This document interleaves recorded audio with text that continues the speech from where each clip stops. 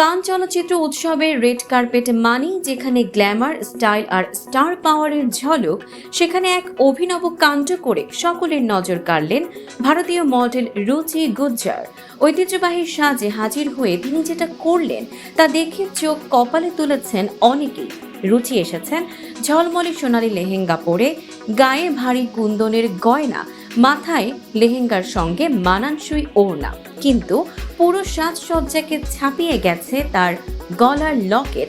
কারণ লকেটটিতে রয়েছে ভারতের প্রধানমন্ত্রী নরেন্দ্র মোদীর ছবি। এই মোদী লকেট নিয়েই এখন সামাজিক মাধ্যমে আলোচনা তুঙ্গে।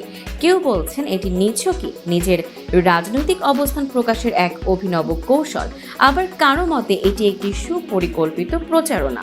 অনেকের প্রশ্ন, কান চলচ্চিত্র উৎসব কি এখন রাজনৈতিক বার্তা দেওয়ার মঞ্চ হয়ে উঠেছে? তবে কিছু দর্শক একে স্টাইল স্টেটমেন্ট হিসেবেও দেখছেন, ব্যক্তিগত মতাদর্শকে সাহসের সঙ্গে প্রকাশ। রুচির এই কাণ্ড নিয়ে সমালোচনার পাশাপাশি প্রশংসাও কম হয়নি। কেউ লিখেছেন এটা সাহসের প্রতীক, তিনি জানেন কিভাবে ক্যামেরার ফোকাসে থাকতে হয়। আবার অনেকেই বিস্মিত, মোদি লকেট এটাই কি নতুন ফ্যাশন ট্রেন্ড? রুচি গুজ্জার নিঃসন্দেহে উৎসবের অন্যতম আলোচিত মুখ হয়ে উঠেছেন, তবে লেহেঙ্গা নয়, লকেটের জাদুতে।